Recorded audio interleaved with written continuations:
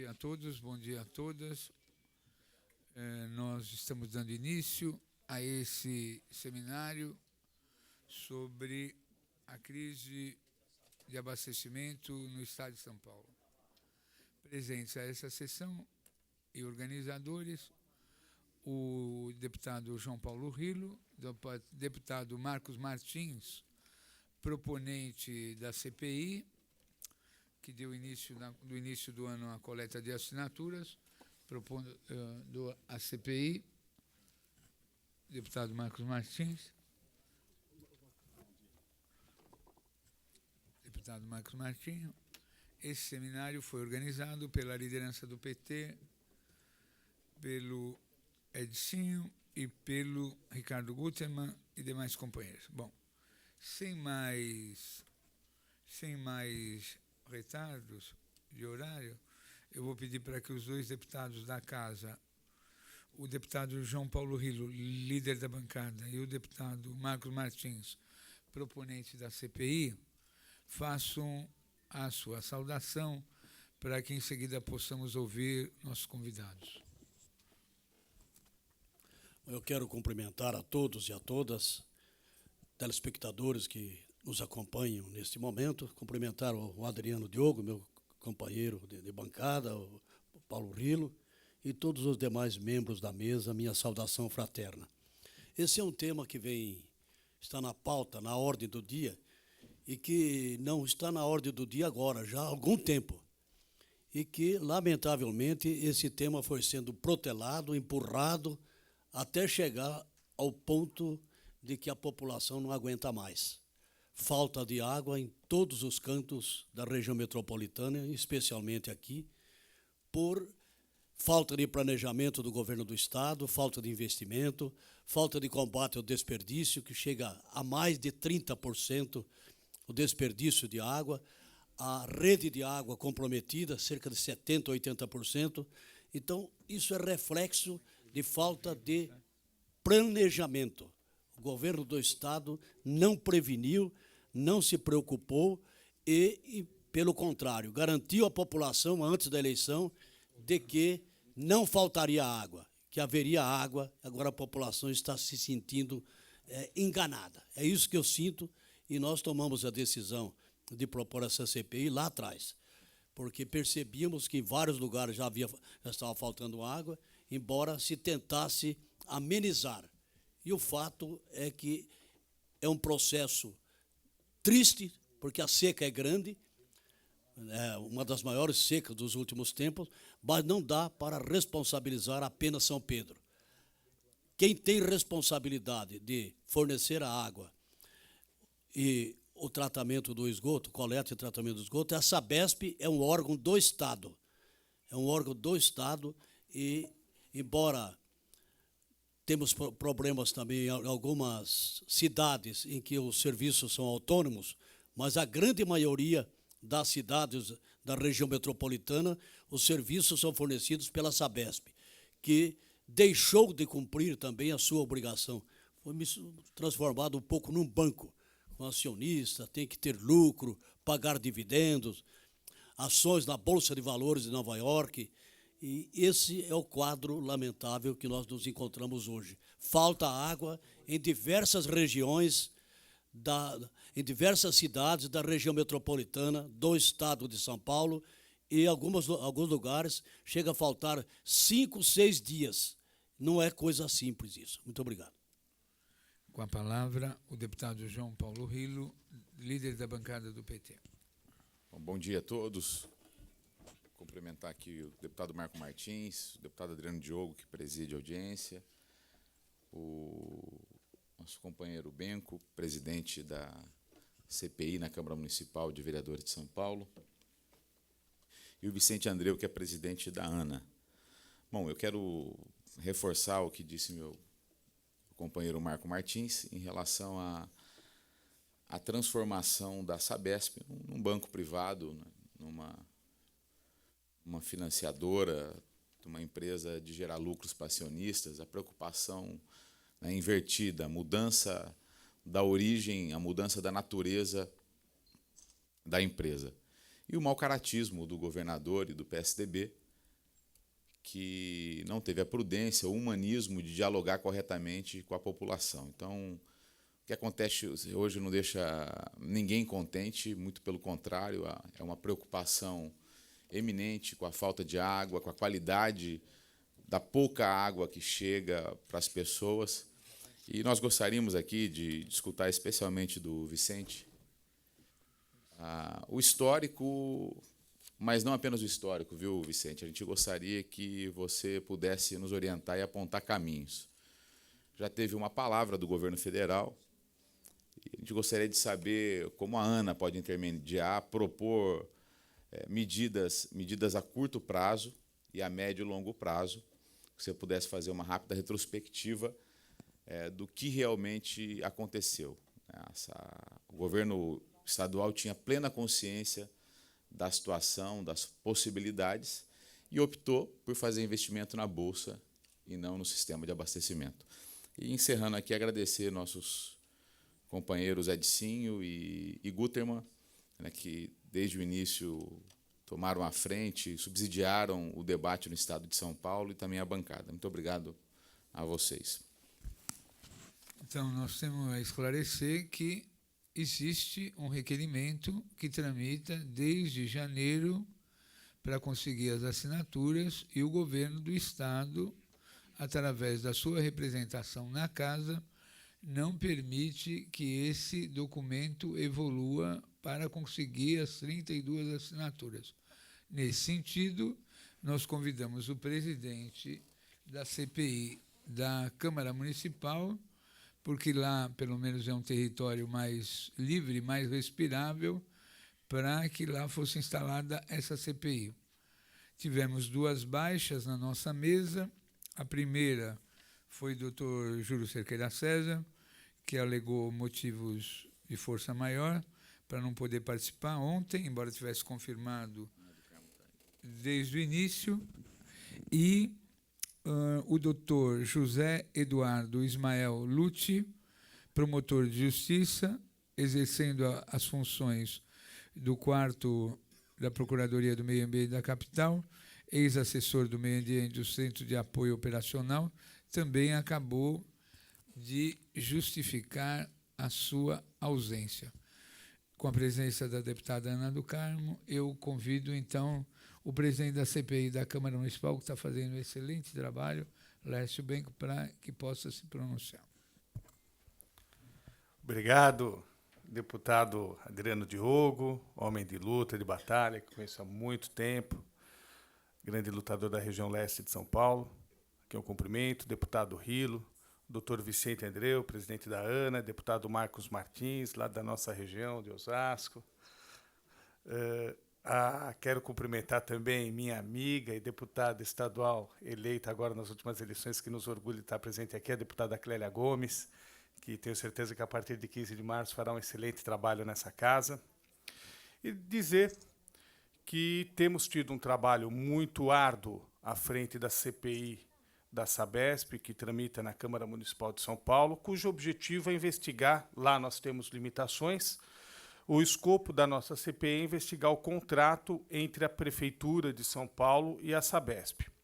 E é uma CPI, apesar de muitas pessoas nos terem ameaçado de que derrubariam essa CPI na Justiça, de que a Prefeitura, de que a Câmara Municipal não teria legitimidade para propor essa CPI, já que a Sabesp é um órgão vinculado ao governo do Estado de São Paulo, venceu a tese do bom senso, venceu a tese da justiça social, onde nós demonstramos que, sim, a Sabesp pode ser investigada pela Câmara Municipal de São Paulo, pelo Legislativo Municipal, pelo Legislativo Paulistano, porque a Sabesp é uma prestadora de serviços da cidade de São Paulo, tal qual uma empresa que poda galho de árvore, tal qual uma empresa que faz varrição de lixo, tal qual uma empresa que fornece merenda escolar. A Sabesp é contratada pela Prefeitura de São Paulo para fornecer um único produto. E esse produto chama água. E, aliás, eu vou deixar um pouco mais para o fim das minhas considerações o meu lamento pelo fato de água ser tratada como um produto. Mas vamos seguir aqui. Essa CPI, deputada Adriano Diogo, nós apresentamos ela em 2013. Nós propusemos em 2013. Por 3 vezes tentamos instalá-la. Tentamos instalá-la em 2013, primeiro semestre de 2013, segundo semestre de 2013, porque já havia indícios de que haveria um problema, que infelizmente estamos sentindo na pele agora. No início de 2014, também tentamos instalar a CPI e não houve consenso das principais lideranças partidárias na Câmara Municipal. E instalamos em agosto, agora, a CPI, quando a crise já estava absolutamente escancarada. Aí houve uma facilidade para que a gente pudesse instalar a CPI, instalamos, e estamos verificando vários problemas. O principal problema, no meu entendimento, a curto prazo, é o governo do Estado de São Paulo, a Sabesp, reconhecer a existência do problema, chegar para a população, para o povo da cidade de São Paulo, e falar: estamos numa absurda crise hídrica em São Paulo, temos um problema. Por quê? É um fato muito lógico. Só se pode tratar um doente, só se pode curar uma doença, se o doente reconhece que tem essa doença. Se a pessoa não reconhece que tem doença, é impossível nós tratarmos da mesma. E, infelizmente, nas duas oitivas que fizemos da presidente da Sabesp, a senhora Dilma Pena, nas duas, a senhora Dilma, ela não reconheceu. Para ela, a situação está sob absoluto controle, não haverá problema. E mais, isso gerou uma situação muito grave, porque passou, nesses últimos 2 ou 3 meses, uma falsa situação de conforto para a população de São Paulo. O munícipe paulistano, ele se sentia confortável, porque ele ouvia a fornecedora do produto falar: fiquem tranquilos, está tudo sob controle. E ao invés de combatermos energicamente, de forma como o problema deveria ter sido combatido, se ficou usando atitudes paliativas, politiqueiras, como, por exemplo, fornecimento de bônus, quando, repito, água não é produto, água é vida, água é item essencial. Nós não podemos tratar a água como a economia de água como um prêmio financeiro para alguém. Isso é obrigação do cidadão, principalmente no momento em que nós vivemos, economizar água. Nós não podemos tratar a água como produto para distribuir lucro na Bolsa de Nova York. Nós temos que ter a água como um conceito, como um item importante, como um item absolutamente necessário, porque senão daqui a pouco, da forma que temos a Sabesp, nós vamos ter alguma companhia que vai privatizar o ar do Estado de São Paulo e vai abrir o capital desta companhia. E aí nós vamos ter que racionar ar daqui a pouco. Mas nós estamos na iminência de um colapso, decorrente principalmente da falsa situação de conforto propagada aos 4 cantos. E o grande problema, aqui esta casa, temos vários deputados experientes aqui, eles vão lembrar certamente que há 3 ou 4 anos atrás nós tivemos a cidade de Atibaia e a cidade de Mariporã absolutamente inundadas, sem cair uma gota de chuva. E por que foi? Franco da Rocha também, e a zona leste de São Paulo, o bairro de Itaim Paulista também. Por quê? De um lado se abriu as comportas do sistema Cantareira, que estava no máximo da sua capacidade. E do outro lado se abriu as comportas do Alto Tietê, que também estava no máximo da sua capacidade. Consequência: inundação, Franco da Rocha, Atibaia, Mariporã, e do outro lado em vários bairros da região de Itaim Paulista, extremo leste de São Paulo. Isso há 4 anos, ou 3 anos. E hoje nós temos esse estoque abaixo de 0, porque já estamos aí para se buscar o segundo volume morto. E aí nós temos como que nós tínhamos um estoque tão grande de água e perdemos esse estoque em apenas 3 ou 4 anos. Não soubemos administrar esse estoque. Isso é falta de gestão, isso é falta de preocupação, isso é o interesse em se gerar lucro. E aí, nobres deputados, eu queria trazer as considerações que uma coisa que eu, que sou formado em Direito, sou pós-graduado em Direito Tributário, tenho noções razoavelmente acima da média de contabilidade, como que uma empresa pode gerar lucro deixando faltar em seu estoque o seu único produto? Porque o único produto que a Sabesp vende chama água. E esse produto está faltando no estoque. É tal qual um supermercado, vamos imaginar um mercadinho de bairro, ele começar a vender, o dono ir lá tirar lucro, comprar um carro novo, o dono lá tirar lucro comprar uma casa na praia e não repor o estoque do arroz, do feijão, do óleo de soja no seu supermercado. Aí o que vai acontecer? O supermercado vai entrar em crise, porque ele não vai conseguir depois transformar o carro, transformar a casa em arroz e feijão, e ele não vai ter mais o arroz, o feijão e óleo para vender para os seus clientes, e o supermercado estará à beira do colapso, tal qual está a nossa Sabesp, que distribuiu lucro. E aí não quero nem entrar no conceito, que eu discordo frontalmente, de se abrir o capital da Sabesp na Bolsa de Nova York, mas, mesmo se fosse 100% estatal, que ela fosse uma SA sem as ações dela aberta na Bolsa, que o Estado fosse o detentor de 99% do seu capital, mesmo assim não poderia gerar lucro, porque eu não tive a captação da minha matéria-prima. A Sabesp foi desidiosa. Ela relaxou na captação da sua matéria-prima, repito, única matéria-prima, chamada água. Ela não tem outra matéria-prima para se preocupar. A única matéria-prima, o único produto que ela tem que ter em estoque, chama água.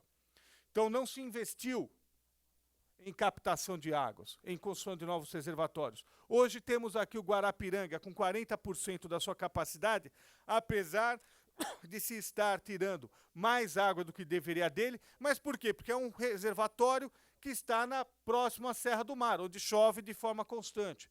Então não temos um problema tão grave no Guarapiranga. Ele está secando porque se está tirando mais água para se aguentar o resto da cidade. Mas mesmo assim tem água. Por que não se construiu outros reservatórios em lugares onde se sabe que chova? Não em lugares onde a gente tem que ficar rezando para chover. Por que não investimos na distribuição de água?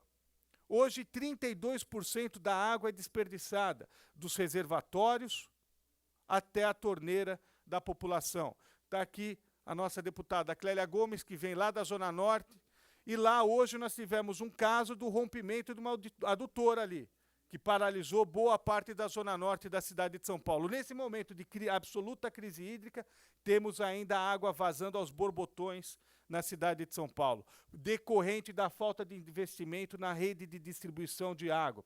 Temos canos na rede de água de São Paulo, pasmem, que tem mais de 80 anos de vida. E aí se distribui lucro. E ainda se acha que a Sabesp dá lucro. Como que pode dar lucro tendo encanamento com mais de 80 anos de vida? Então nós temos aí todo esse problema. Há 4 anos tínhamos os reservatórios cheios, mas tivemos seca. Apenas em 1 ano, Adriano. Só 1 ano. Apenas 1 ano tivemos seca. E se daqui para frente tivermos mais tempo de seca? Se a gente sofrer 2 anos seguidos de seca?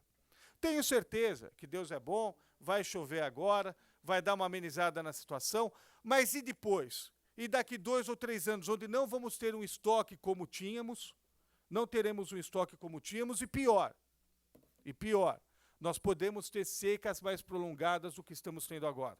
Nós não vamos conseguir repor o estoque a curto prazo e corremos o risco de ter situações imprevisíveis, como tivemos nos últimos tempos. E quero só aqui encerrar aqui minha fala, que já me alonguei, peço desculpas aqui, mas não posso encerrar. Além da Sabesp não poder dar lucro, mesmo que fosse uma SA de capital fechado, ela teria que reinvestir sempre e sempre e sempre todo o resultado obtido por ela. Tá? É um absurdo distribuirmos 2,3 bilhões de dólares na Bolsa de Nova York. É um absurdo esse conceito de se tratar água como produto. Como também, aproveito aqui, representantes da ANA, pessoas ligadas ao governo federal, onde também o governo federal, nos últimos 20 anos, nas gestões Fernando Henrique, na gestão Lula e na gestão Dilma, poderiam ter tomado uma providência também e não tomaram, que é a tributação da água. A água não é produto para ser distribuído lucro na Bolsa de Nova York, mas a água também não deve ser tributada. Nós arrecadamos 1,2 bilhão de lucros, de PIS e COFINS. Nós arrecadamos 1,2 bilhões de PIS e COFINS sobre água. Então, a água não deve ser tributada. A água não deve ser objeto de distribuição de lucros na Bolsa de Valores de Nova York. porque nós temos que ter absoluta consciência. A água é um produto estratégico. Eu posso, sim, negociar petróleo.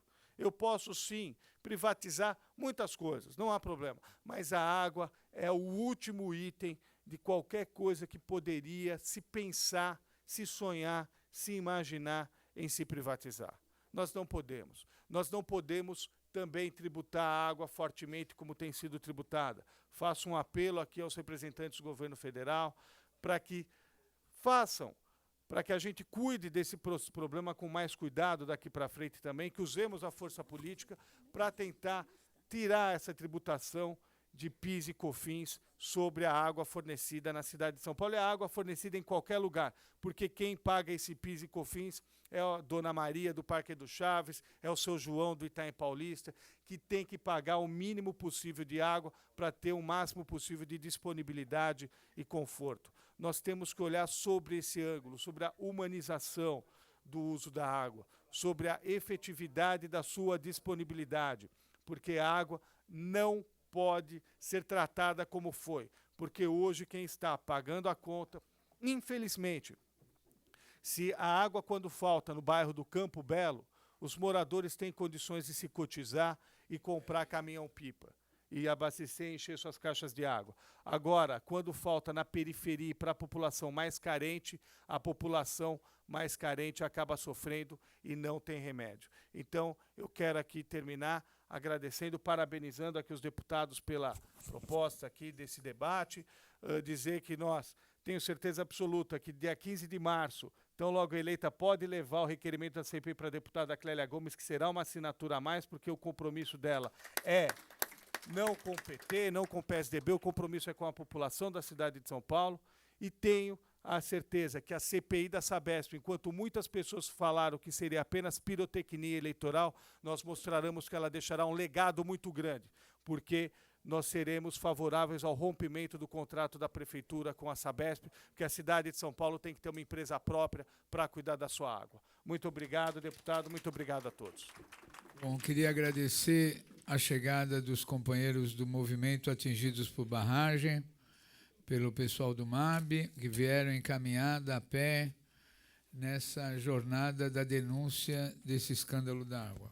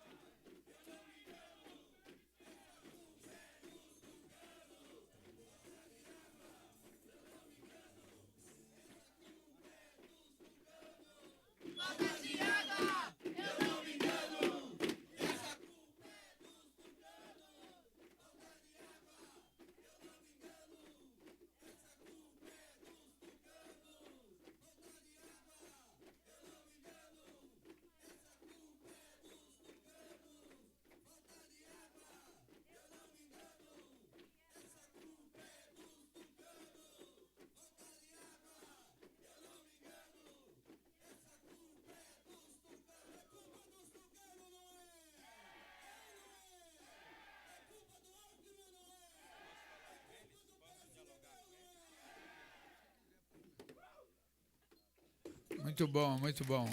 Antes de passar a palavra para o Vicente, nosso companheiro Vicente Andreu, da Agência Nacional de Águas, diretor do presidente da Agência Nacional de Águas, foi secretário nacional de Recursos Hídricos e Ambiente Urbano no Ministério do Meio Ambiente, funcionário de carreira da CPFL, ainda presidiu a usina termoelétrica Nova Piratininga da Sanasa Campinas.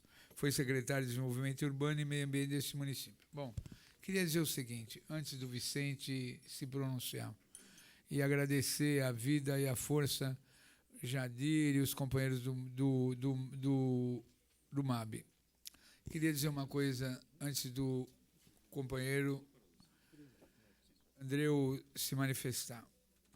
Uma das coisas mais terríveis que a ditadura criou, com Reinaldo de Barros, Klaus Reinach e o falecido Maluf, foi a tarifa de água.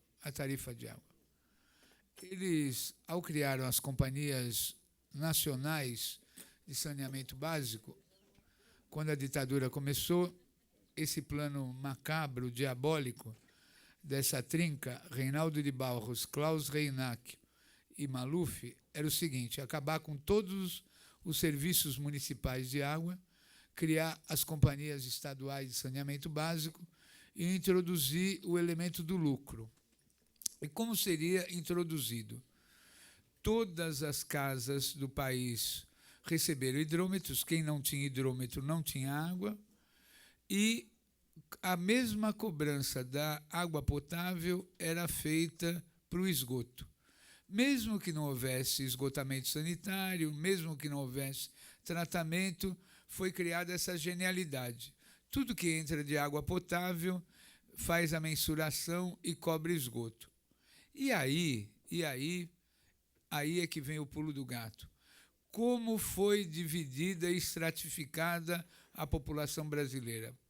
Quem tinha água na população, embora não houvesse uma tarifa social, a tarifa social é até 10 metros cúbicos de água para cada família, o que dá menos de 30 litros por habitante por dia.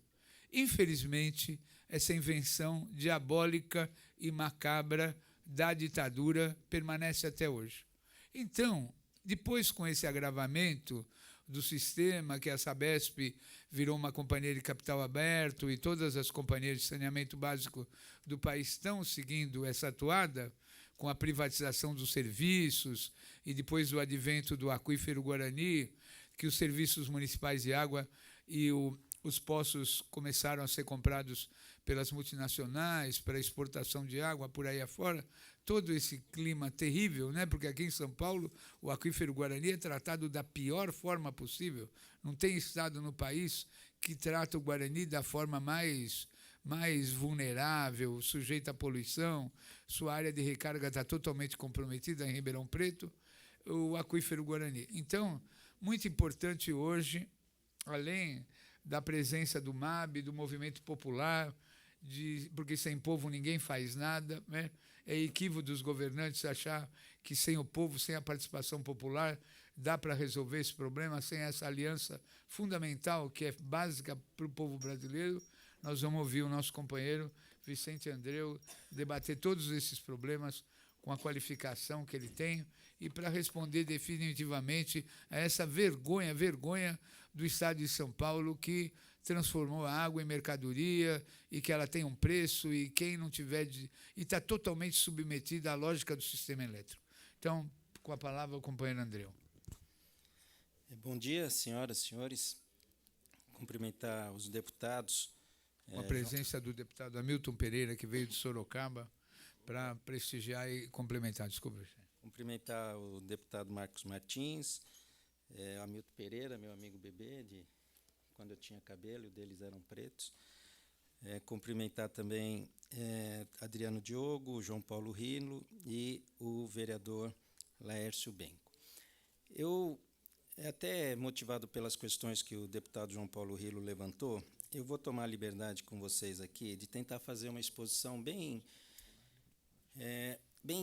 na tentativa de que a gente possa entender bem facilmente o sistema Cantareira, suas regras e como é que a gente chegou até aqui.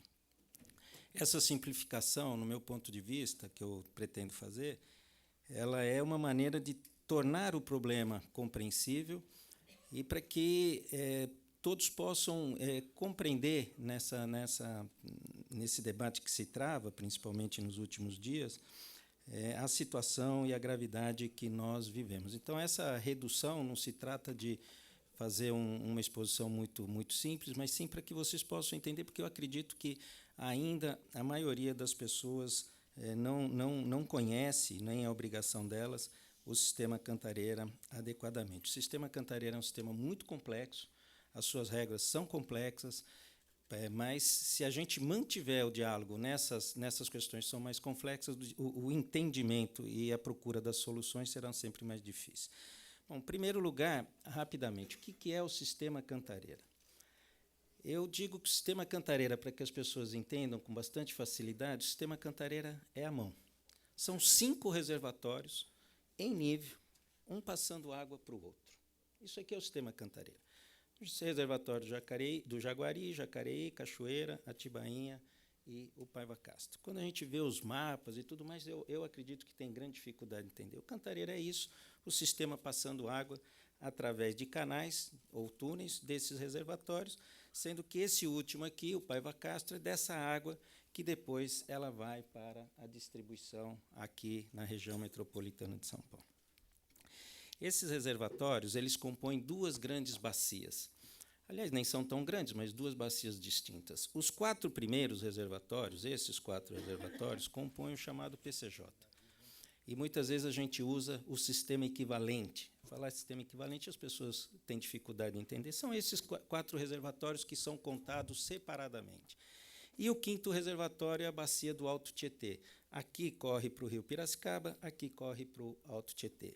Aonde há o controle dessas vazões? 2 pontos.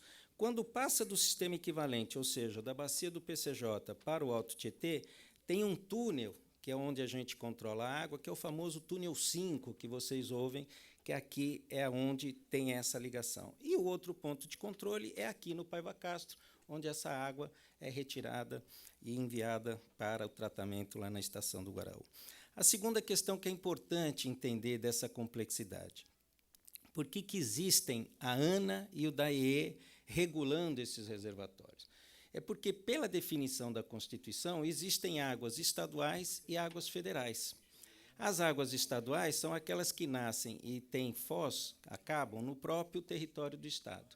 E as águas federais são aquelas que atravessam ou fazem divisa entre os estados. O que acontece com esse sistema aqui, o Cantareira? O que acontece é que esses reservatórios eles são híbridos quanto ao domínio. Esse primeiro aqui é federal, que passa água para um que é estadual, que passa água para um que é federal, que passa água para um que é estadual e que passa água para o outro que é estadual. Então, essa complexidade, as pessoas têm dificuldade de acompanhar, porque a Constituição, no nosso ponto de vista, precisa ser aprimorada para evitar esse tipo de solução que a gente tem aqui, não só no Estado de São Paulo. Então, como os reservatórios são, 2 deles são federais, 3 deles são estaduais, em 2004, houve uma delegação de competência da Agência Nacional de Águas para o DAE.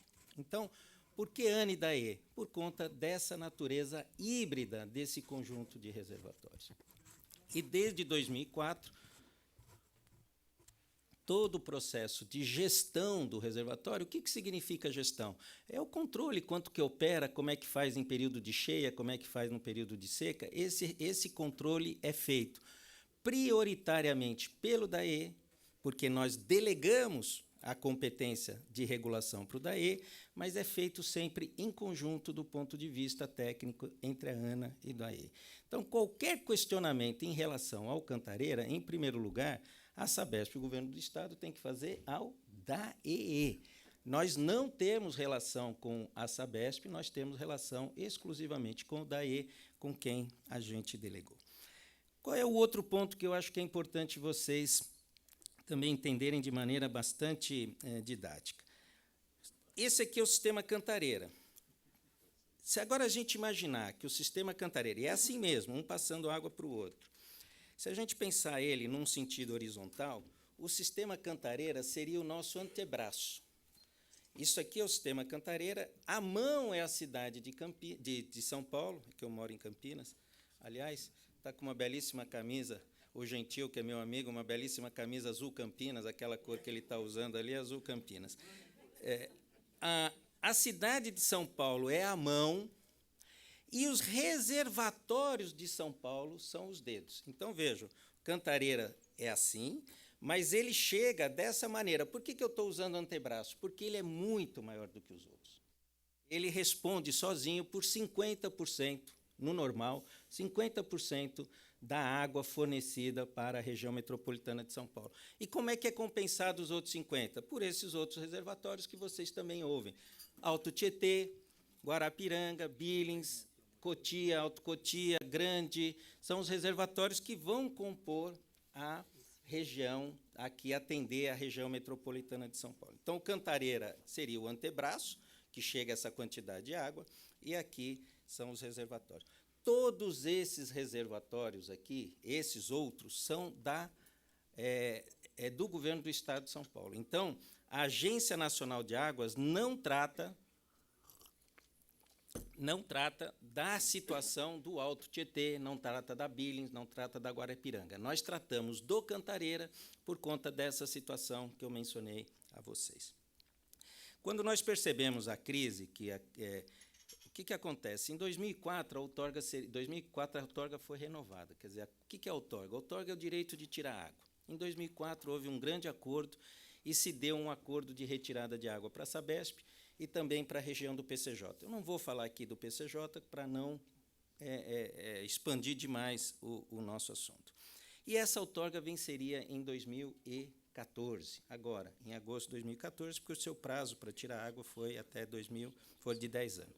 Em 2014, agora em 2014, nós prorrogamos, por acordo, por amplo consenso, essa outorga para 2015, em função da consequência dessa crise.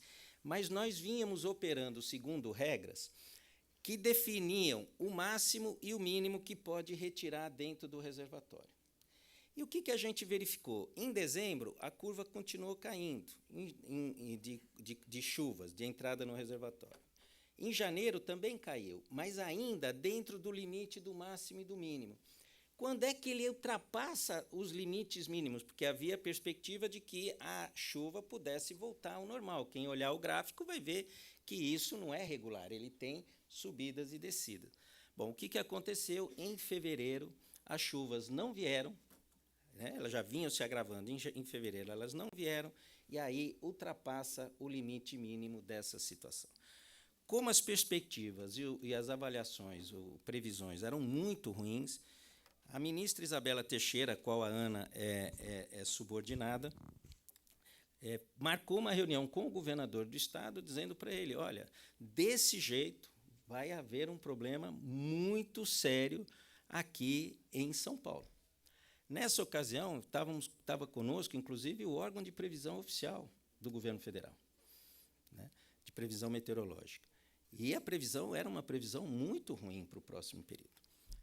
Havia ainda, do parte do governo do Estado, uma expectativa de que as chuvas pudessem se normalizar. E, na verdade, toda essa crise que nós estamos vivendo, ela vai ser, em grande medida, essa expectativa de que chova, sem que a gente possa ter tomado as medidas preventivas adequadas. Essa é a crise que nós enfrentamos e as consequências são muito dramáticas. Nessa oportunidade, então, houve um acordo de que nós, inclusive, olha, é importante para a mídia saber, em função até das declarações do candidato Aécio ontem, quem apresentou pela primeira vez a alternativa de utilização do volume morto ao governador do Estado fomos nós. Por quê? Porque as outras hipóteses de obra que são necessárias e que não foram feitas nesses últimos anos, elas não se viabilizam em menos de 2 anos. Então, não há alternativa para São Paulo, exceto 2 questões. Que chova, ou continue retirando água, estou falando aqui no sistema Cantareira, tirando água do volume morto do sistema Cantareira. Nessa oportunidade, então, houve o acordo para que a ANA e o DAE, para agilizar o processo de tomada de decisão, criasse um grupo que ganhou o nome de GETAG, Grupo Técnico de Assessoramento à Gestão do Sistema Cantareira, virou GETAG, que tinha como função agilizar o processo para a tomada de decisão. Então, reunia todo mundo, a ANA, a Sabesp, o DAE, e os 2 comitês de bacia, que eu mencionei a vocês, o do PCJ e do Alto Tietê, para a tomada de decisão.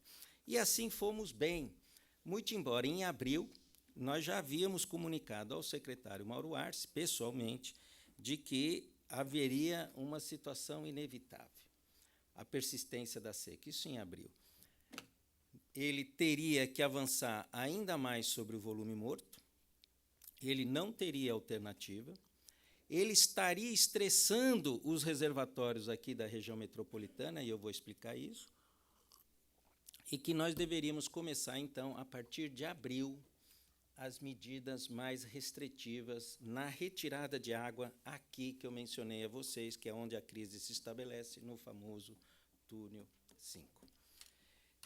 Nós, nesse momento, dizíamos ao secretário, é impossível, se a seca permanecer, mesmo que as chuvas aqui em São Paulo sejam muito desiguais, e de repente ela cai em cima de um reservatório, de repente enche o Guarapiranga, porque, vejam, esses reservatórios, no fundo, são muito pequenos.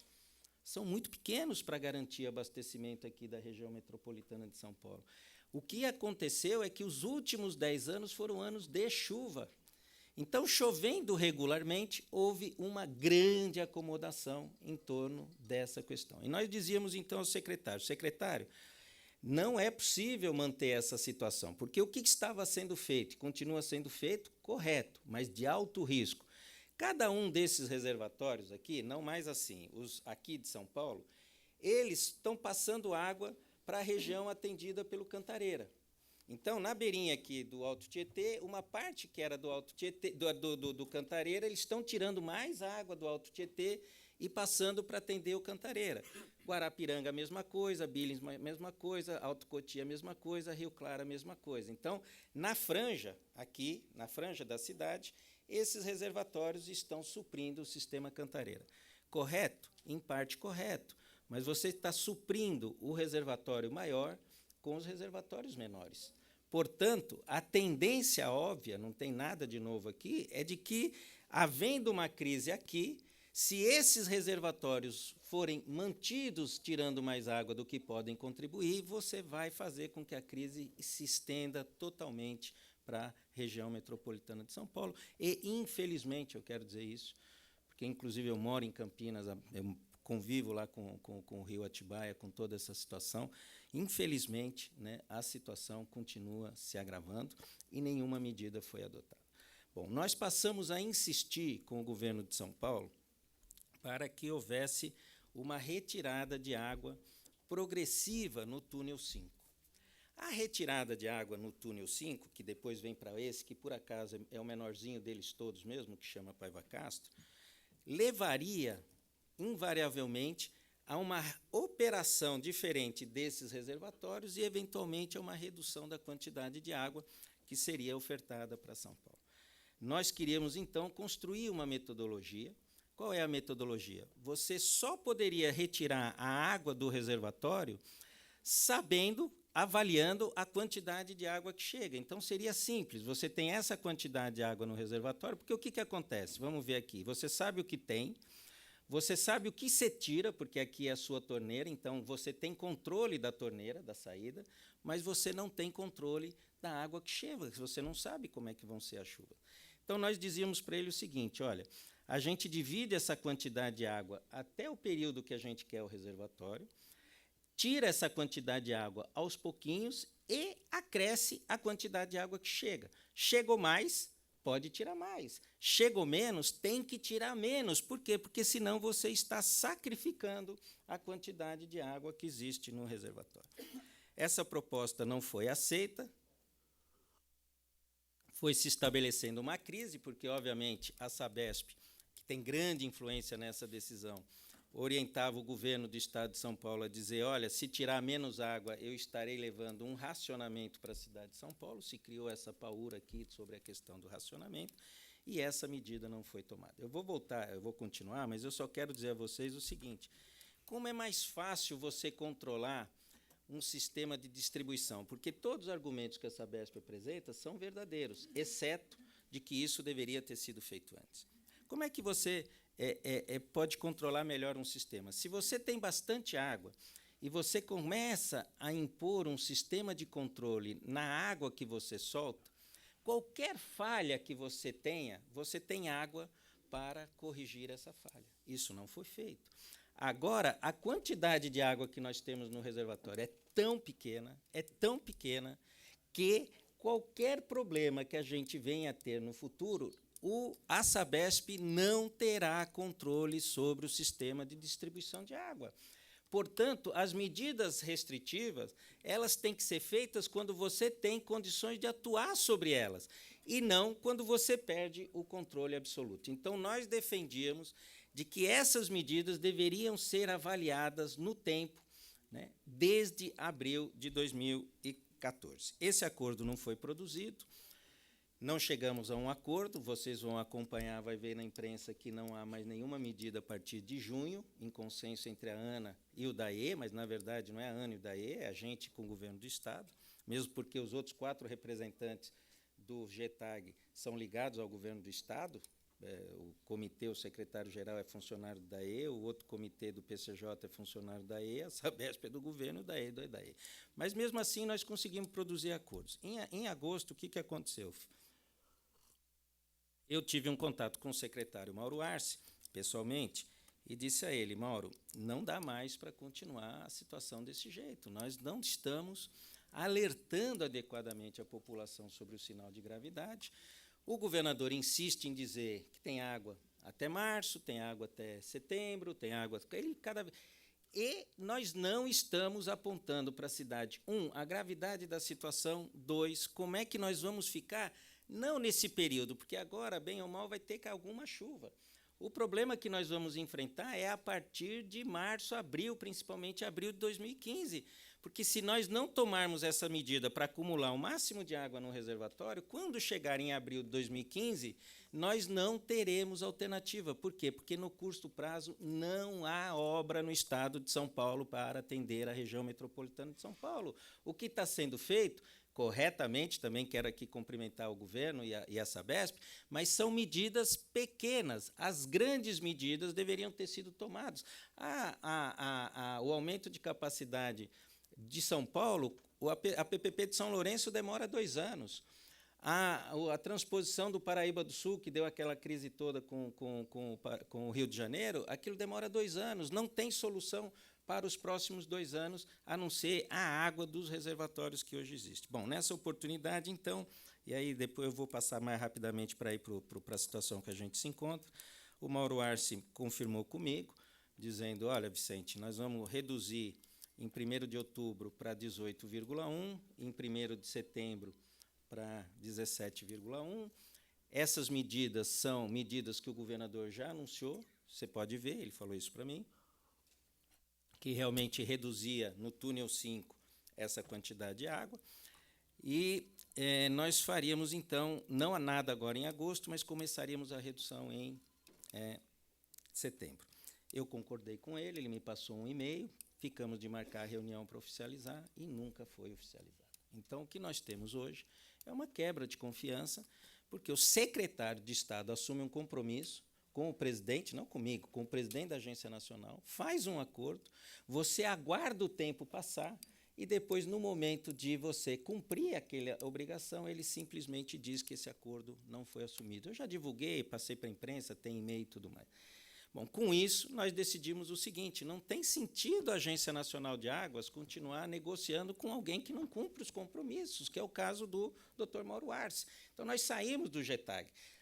Perdeu alguma coisa, a população perdeu alguma coisa, descontrolou o sistema todo? Absolutamente nada, porque o GETAG não tem nenhuma função executiva. Ele é apenas um órgão técnico de aconselhamento. A responsabilidade continuou entre a ANA e o DAE.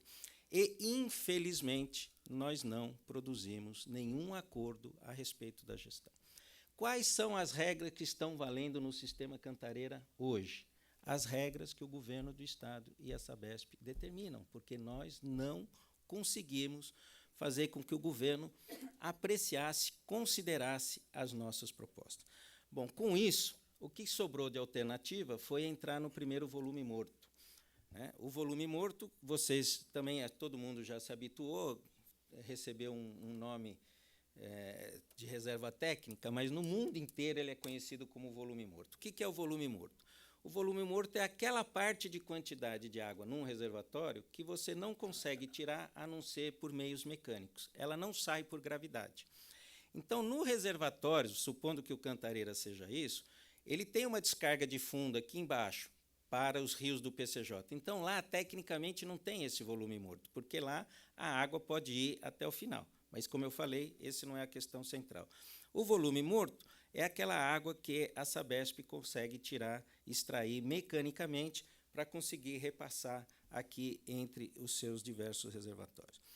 Nós já havíamos alertado de que essa quantidade de água que estava sendo solicitada, ela, deveria ser gerenciada de maneira diferente, portanto, a guardar mais água no reservatório. 2, seria insuficiente caso a crise, a seca continuasse. Isso já foi dito, eu disse em abril, não foi agora, em abril para o secretário Mauro Aires. Qual foi o discurso? Evidentemente, por razões do calendário eleitoral, qual foi o discurso? Não, está tudo normal, tem água até abril, tem água, nós temos água até março e tudo mais. Com isso, a retirada de quantidade de água do volume morto, ela acabou se esgotando, está prestes a se esgotar. O que é o volume morto, agora também para vocês entenderem essa polêmica sobre os reservatórios. Se vocês me permitem, só esse, eu vou usar esse seu copo um minutinho, bem.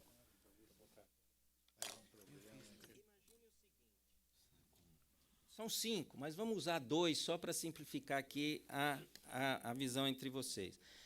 Quando a gente autorizou 182 milhões de metros cúbicos, vamos supor que sejam essa quantidade aqui, era melhor que tivesse mais baixo, mas não tem importância, a gente autorizou uma quantidade de água até aqui, ele poderia tirar isso aqui, e uma quantidade de água até aqui, ele poderia tirar aqui.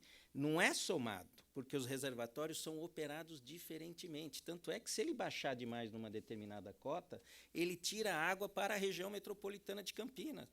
Ali fica pendurado o sistema de água. Então, não é o volume só de 182, mas sim como ele é distribuído nos reservatórios. O que a gente percebeu? Percebeu que o reservatório de Atibainha, que é este aqui, estava sendo operado de maneira a cair muito rápido. Mandamos uma carta para o DAE, porque a gente se relaciona para o DAE. DAE, tem problemas aqui nesse reservatório, vocês vão esgotar a primeira cota do volume morto. Informem como nós podemos resolver essa questão. Aí, simplesmente ignoraram, nunca obtivemos resposta desse documento, já faz mais de 10 dias. O que a gente viu? O site da Sabesp começou a dar o mesmo número para o reservatório do Atibainha, o que era impossível. Aí nós mandamos uma turma da agência fazer uma fiscalização. Na verdade, não é fiscalização, o termo é vistoria, porque esse reservatório é estadual, quem tem que fazer a fiscalização é o DAE. Fomos lá e constatamos nas réguas, que a gente olha na régua para saber como é que está, que o reservatório estava baixo. Aí mandamos um ofício com a cópia para a Sabesp a esse respeito. O que aconteceu? As réguas foram retiradas.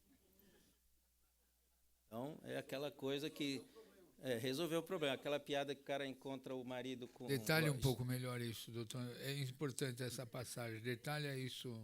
Nós identificamos que as réguas, isso está colocado, tem fotos, acho que a imprensa divulgou. As fotos estavam no reservatório e a gente foi lá e mediu que o reservatório estava 38 centímetros abaixo do nível. Né? Aí comunicamos, tem um problema aqui. E para conferir o que podia ter sido feito, de repente poderia ter algum problema, ou então eles poderiam passar água desse reservatório para esse, resolvendo essa situação. Quando a gente foi no segundo dia, essas réguas foram retiradas de lá, simplesmente arrancadas. Os técnicos não tinham condições de fazer medição. Coincidentemente ou não, o sistema da Sabesp ficou fora do ar durante alguns dias. O que acontece em relação ao volume morto? Se ele vai tirar mais água aqui, que é o que ele está fazendo, para que o volume permaneça igual, bastava ele simplesmente dizer de onde ele vai tirar menos. Quem fez essa regra não foi a ANA. Quem fez essa regra foi a Sabesp, que a ANA e o DAE validaram. Porém, a Sabesp não está cumprindo a sua própria regra e tirando água do volume morto 1. Isso é um problema? Tecnicamente é um problema, pode ter consequências para o futuro, mas, no conjunto, a quantidade de água que existe lá está diminuída disso, mas ainda tem água do primeiro volume morto, que é onde o governador diz, como é que eu posso ter entrado no segundo volume morto se ainda tem água no primeiro? Tem por causa disso, porque não é num reservatório só. Se fosse um reservatório tal, o que ele está dizendo é verdade, mas ele tirou a água daqui sem compensar a água nesse reservatório. Bom, concretamente, o que nós temos agora? Nós temos a situação, o seu é este. O que nós temos agora, a situação é de retirada do segundo volume morto. Não há alternativa a não ser isso. Tem mais água além dessa quantidade? Tem. Tem. Por quê? Porque o reservatório, ele tem, em números gerais, só para vocês acompanharem, o reservatório inteiro, até o ponto de gravidade, ele tem 1 bilhão de metros cúbicos. 1 trilhão de litros. 1 bilhão de metros cúbicos. Abaixo dele, tem 500 milhões, em números redondos, 500 milhões de metros cúbicos. Uma parte disso já tirou 182.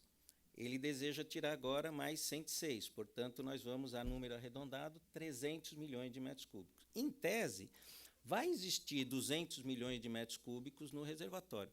O volume 3 é possível de ser tirado? Eu acredito que, tecnicamente, será complicado.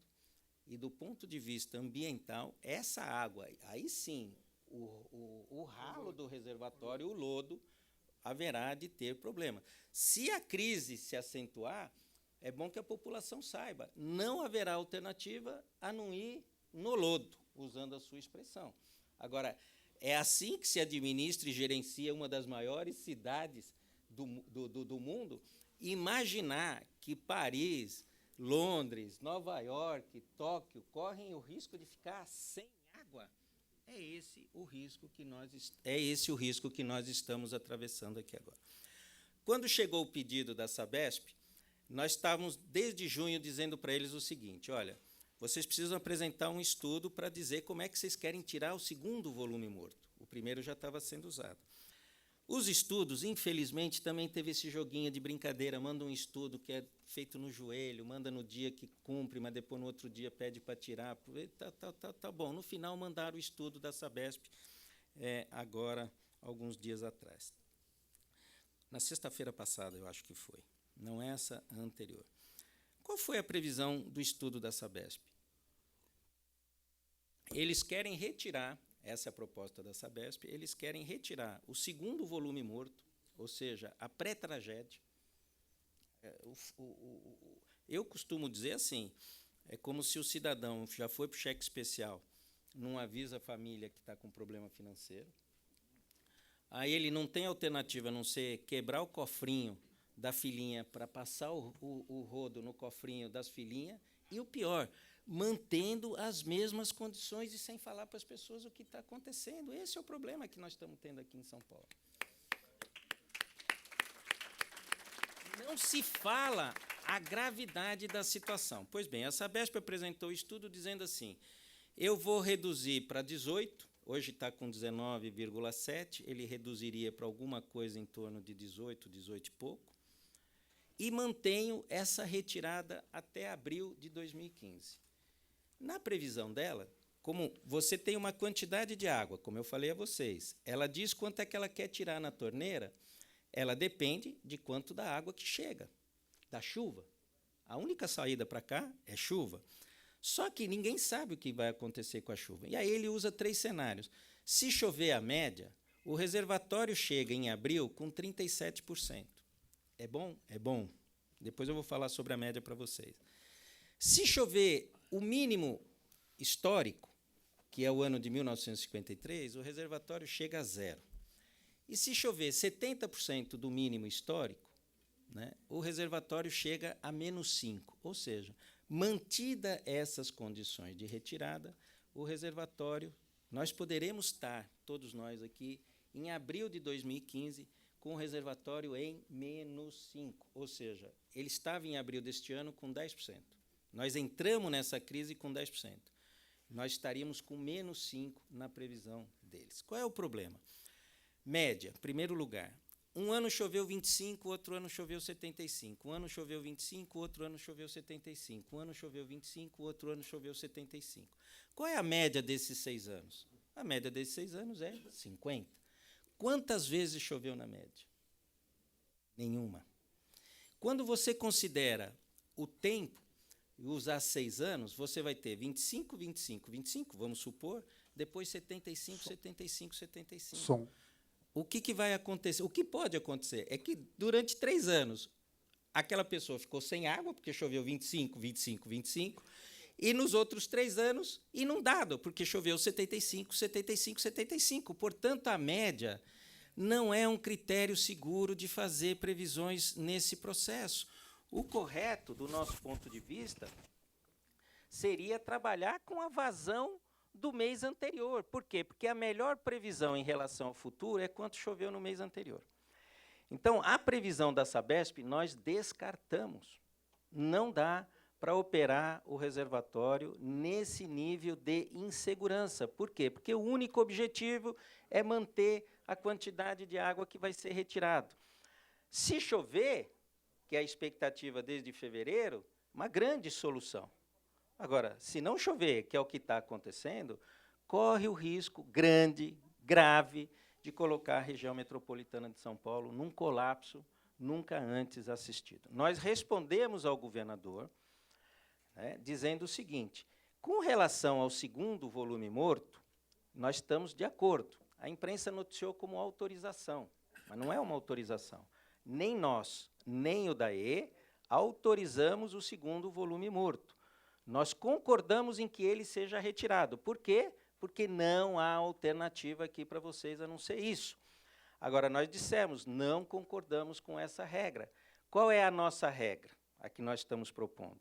Nós temos que pegar essa quantidade de água e chegar até o dia 30 de abril. Como é que a gente faz isso? Você divide essa quantidade de água até lá e você vê o quanto choveu no mês anterior para saber o quanto ele pode tirar no mês seguinte, que eu já falei isso, nós estamos discutindo desde abril, que é que nós definimos como parcela. Ele vai retirar, mês a mês, uma quantidade de água. Se a previsão falou, olha, vai entrar 15 no reservatório, se entrou 15 no reservatório, no mês seguinte você mantém no mesmo nível. Porém, se não entrar 15 no reservatório, o mês seguinte você tem que reduzir, porque senão essa quantidade de água não chega até 30 de abril. E o que está acontecendo? Na projeção da Sabesp, quanto teria que estar entrando no mês de outubro? O mês de outubro entra na média 25, na projeção deles, na pior da projeção deles, entra 15, por acaso. Quanto está entrando no mês de outubro no sistema Cantareira? Quanto? 4. Vê como o pessoal está acompanhando? Está entrando 4. Então, como é possível manter uma retirada de água de uma quantidade que não chega? Então, hoje, o impasse que está estabelecido é a visão. Se nós vamos gerenciar esse reservatório com vistas à segurança hídrica, ou seja, você tem que reduzir, impor uma restrição de consumo, isso não é bom, ninguém deseja, mas a natureza está impondo isso, garantindo o mínimo de segurança no futuro, ou se vamos continuar trabalhando com essa situação de dizer que está tudo normal, que a cidade não tem problema, que não existe racionamento, que existe administração da quantidade da água, né? Usando esse tipo de coisa, sem alertar a população para a gravidade que nós estamos correndo. Eu, francamente, acredito, e hoje, há poucos dias, a própria imprensa divulgou, que a Flórida está atravessando também uma crise de 3 anos, e que também está atravessando a eleição. O que foi feito lá? O que foi feito lá é que se falou a verdade para as pessoas, se apontou a natureza da crise, se tomou medidas como penalizar o aumento de consumo. Você sabe por que não tem a penalização do aumento de consumo aqui? Porque para fazer o aumento da tarifa, que era uma proposta, inclusive, do governo do Estado, ele precisa fazer um decreto de racionamento. A lei exige. Então, ele teria que assumir que existe um racionamento, porque a lei não permite. Baixar pode. A Sabesp pode abaixar a tarifa a qualquer momento, mas subir não pode. Para subir, precisa fazer o decreto. Só que, para fazer o decreto, tem que reconhecer a situação que nós estamos atravessando. E essa situação simplesmente não é reconhecida. E o que está acontecendo em São Paulo é que a quantidade de pessoas que está aumentando o seu consumo, mesmo diante dessa gravíssima situação, tem aumentado. Então, essa persistência desse discurso no nosso ponto de vista, não é o mais adequado. As pessoas, mesmo com calendário eleitoral, todo mundo corre risco. Ninguém vai ser, o órgão estadual, o órgão federal, a Sabesp, numa crise, a população vai, sem dúvida nenhuma, responsabilizar todos, só não vai se a gente falar a verdade. Quanto mais se falar, não se falar a verdade para as pessoas, mais no final desse processo a cobrança virá por parte da população. Imaginem o que seria, porque para recuperar esses reservatórios não precisa de chuva, precisa de muita chuva, muita chuva. E se elas não vierem, é muito provável de que a gente atravesse 4 anos, 3 anos no mínimo, numa situação dessas, que tem consequências sobre a vida de vocês, tem consequências sobre a vida da população. Então, em linhas bastante gerais, inicialmente é isso. Eu espero ter ajudado aí. Chuva, previsão de chuva? Quanto seria necessário? Nós não trabalhamos com a quantidade de chuva, a gente trabalha com a quantidade de água no solo, que a gente chama de vazão. Então, como eu falei, se chover a média, matematicamente, no papel, se chover a média, o problema está resolvido. Só que nós não só não estamos na média, como nós não estamos nem no mínimo, nós estamos 50% abaixo do mínimo. Então, falar em média agora, que dá uma certa tranquilidade a nós, a média parece que é aquilo que ocorre mais vezes. Eu mostrei para vocês, a média às vezes nem existe, né?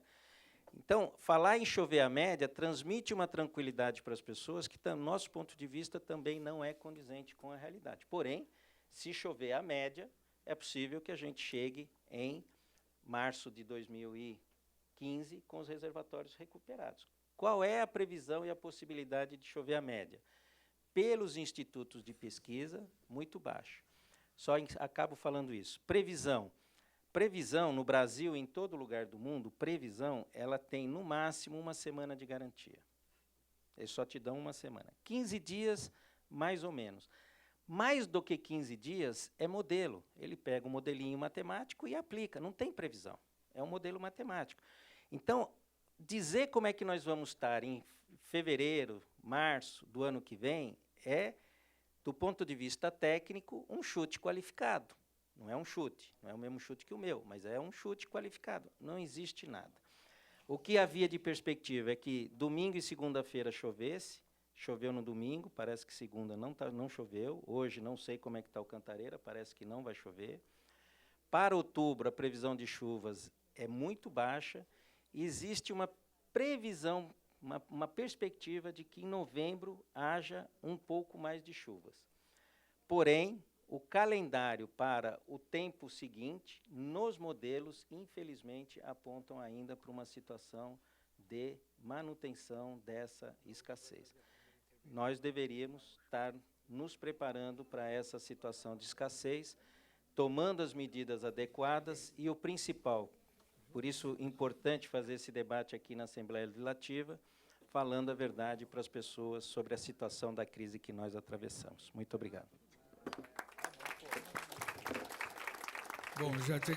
Falta de água, eu não me engano, essa culpa é dos tucanos. Falta de água, eu não me engano, essa culpa é dos tucanos. Falta de água, eu não me engano, essa culpa é dos tucanos. Falta de água, eu não me engano, essa culpa é dos tucanos. Falta de água, eu não me engano, essa culpa é dos tucanos. É culpa dos tucanos, não é? É culpa do PSDB, não é? É dos tucanos, não é? É do PSDB, não é? Falta de água, eu não me engano, essa culpa é dos tucanos. Falta de água, eu não me engano, essa culpa é dos tucanos. Falta de água, eu não me engano, essa culpa é dos tucanos. Muito bom, muito bom. Bom, já tem algumas pessoas inscritas. Primeiro, deixa eu me organizar aqui na mesa. Está aqui com a gente, prestigiando essa audiência, o doutor Silvio José Marques, presidente nacional dos Serviços Municipais de Saneamento. Obrigado, doutor Silvio. Está aqui a nossa querida companheira, irmã, deputada Alessi Brandão, junto com a deputada Ana do Carmo, as nossas duas companheiras, além da nova deputada recém-eleita do PHS. Bom, além do MAB, está o pessoal do MST, da Consulta Popular, do Levante Popular da Juventude, que